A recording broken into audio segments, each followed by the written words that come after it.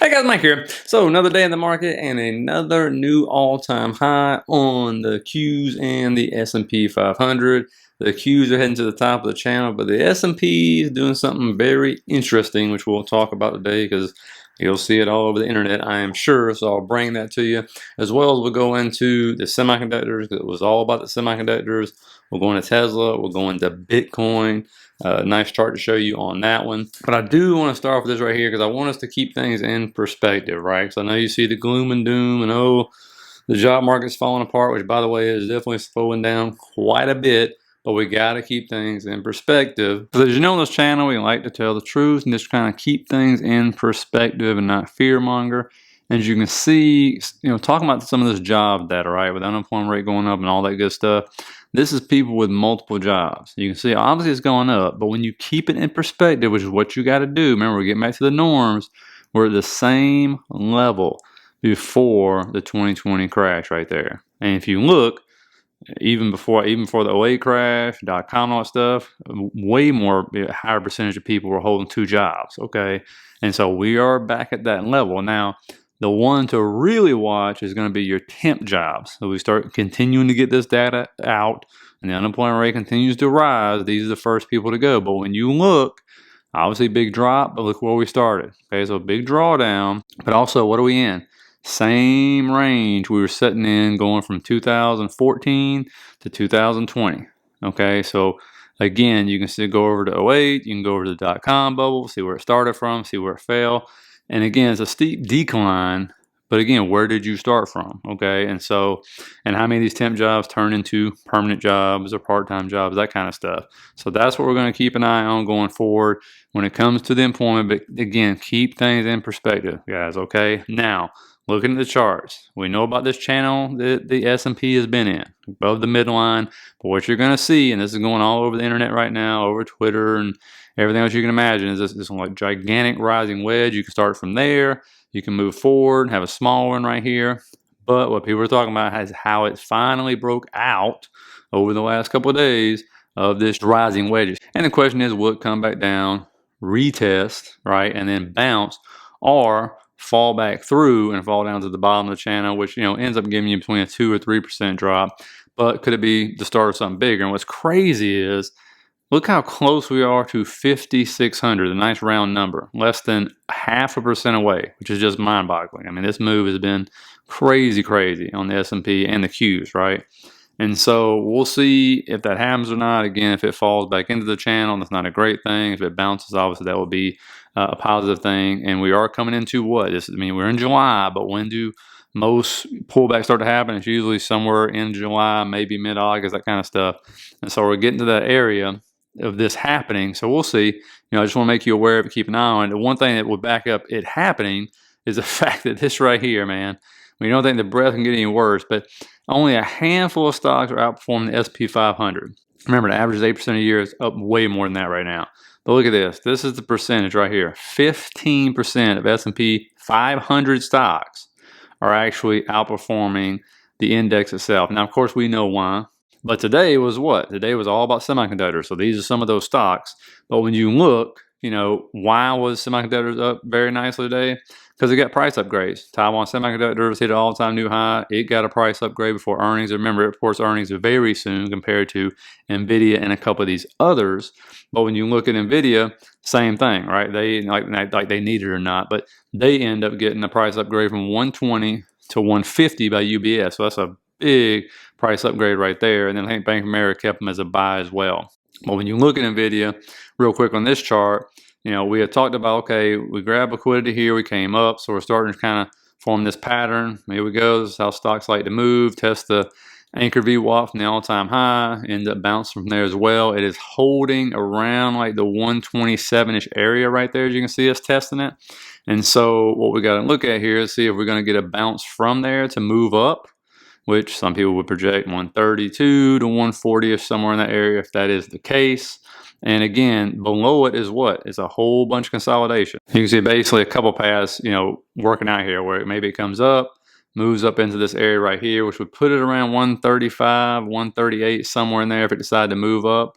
right there, or break down from here, come back up, retest, fail that 127 area, come back down in this daily fair value gap, start to move up and down, kind of some pattern like this, and then maybe try to move up from there. And we'll look at a idea if it does actually start to break down, if semis start to roll over, we'll look at that as well. But again, you have all this consolidation now, which is a good thing because NVIDIA is not known for consolidating, right? But it's been consolidating in that area right there from 118 to 127, $10 area for, what, 2 or 3 weeks now. And so that's a good thing if it does start to try to break down. But when you look, if we do break down, there's your moving averages. They're basically spotting out where this could go, right? The 50 is sitting there between 108, 112, somewhere in that area. The 100 right below that is where I know a lot of people would love to go because both these would be filling gaps, but that one would be nuts between like 94 to around $100 right there, which I know a lot of people would be buying like crazy. If it did go down to the 200s, even much farther down than that. But if you have a problem spotting, these areas and stuff, again, just pull up your volume profile. It works great on a video because, it gives you those tree branches, I like to call them, right? These are the areas where you can catch support and stuff. And so remember, VRVP and trading view, just look it up, set your settings how you want to do it. And again, if it falls below those levels because of those gaps, it can fall really fast, all right? Now, AMD has been on a nice tear over the last 3 to 4 days. Again, hitting an area which has been a real problem for it, right there around 178 to 180 area right there. So it would make sense, wouldn't be surprising if this started to sell down some. Again, that's also a bearish order block right there, as you can see. And so we'll see if that will come into a place and the sellers start to come back in or not. But it can continue to move, especially if it breaks through that. Oh, man, yeah, it's absolutely going to go higher. But, again, we're at an area where you should start to see resistance, you would think, for sure on that. But when you look at it, well, you can draw a parallel channel right here and see, like, okay, I'll extend this back some. It's been a nice, decent move, really starting in April when it slowly just started dragging up. But now that area we just pointed out would be what? Be sitting at the top of that area of resistance right there. And so that's why I'm saying you got a couple of things now. You got the top of this channel, you got that area of resistance.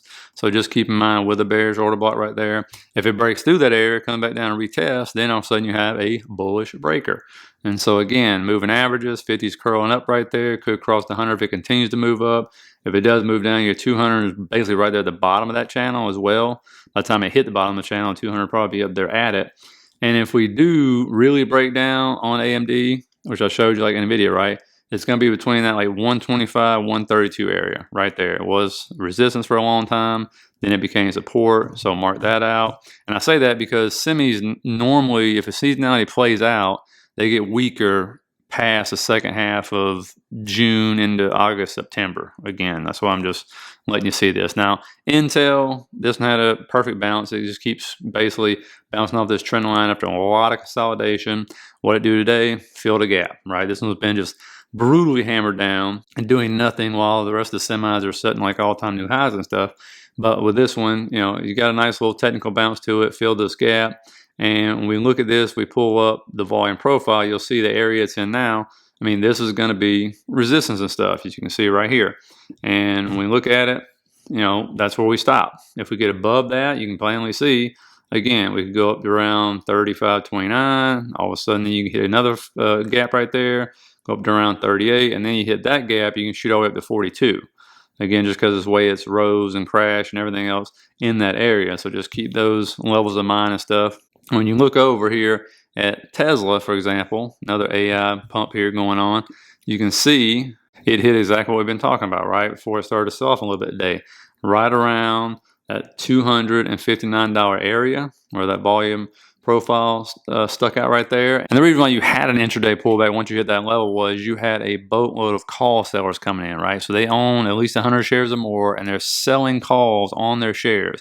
Now, if Tesla continues to rise, most likely they will lose their shares, but they're up so big, they'll get to keep the premium they collected and the gains on their Tesla shares. And it was just millions of them just flowing in as soon as this pullback started to happen. So that's why you saw the pullback, okay? And you can see, it wasn't much of a pullback, right? It started to bounce back, consolidate and everything. So again, not a huge pullback on this one. Could it continue to go higher? Absolutely when we look at it. But when you also pull up, remember we talked about this inverse head and shoulders right here, and we hit that target, right, of where it laid out to go. So again, a lot of these don't work out. This one just happened to work out. But, can it continue to go higher? Sure, if they continue to push it up, because this morning what were they doing? They were doing call sweeps, right? They were buying call sweeps, continue to push this up, and you could absolutely, when you pull out, you can see where the levels are. If it comes down, just watch that trend line right there. But the level above is going to be like 263, 265, which is the next level it needs to reach. So just keep that in mind when it comes to Tesla. And then when we go into Bitcoin, which will be the last thing I'll talk about here. Again, I put this in our Discord to show members. You rejected not once, but twice off the 200, okay, over the weekend. And when I pull this chart up that I share with them as well, this has got a lot more information. So what happened? It came down to this daily fair value gap, which is also a weekly fair value gap, right, for liquidity, bounced, then came back down into it again to bounce. And below that, you have a bullish OB, which is an order block. And then below that, if it continued to try to drop, you would end up with a bullish breaker. And so you had things starting at 54,000, goes all the way down to 45,000 that Bitcoin could absolutely get a bounce off of. So there is stuff down there to absolutely turn this around. But the biggest things, to really look at on this, I try telling everybody, and I'll continue to say it, is just keeping things simple. You're just looking for a weekly stochastic RSI cross. That's what you're looking at right there. You get a bullish cross moving up, you can start to move up on Bitcoin. Why? It can move pretty fast, right? Because why? Look at it. That's what happened the last probably 8 times you see this. I'm going to show you the last 2, okay?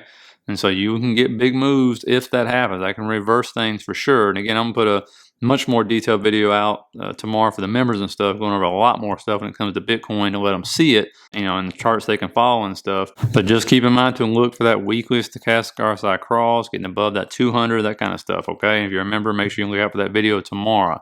Now, the only thing we have really going on tomorrow is going to be Fed Powell testifying at 10 a.m. He's going to be doing it Tuesday and Wednesday, by the way.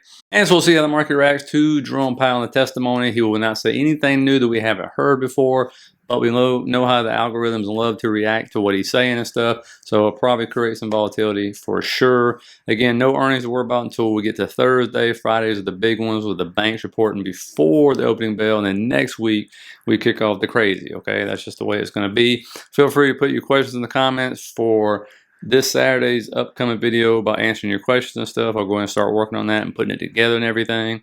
And also put in the comments, what is your favorite travel rewards credit cards to use or travel program that you see the most benefit from?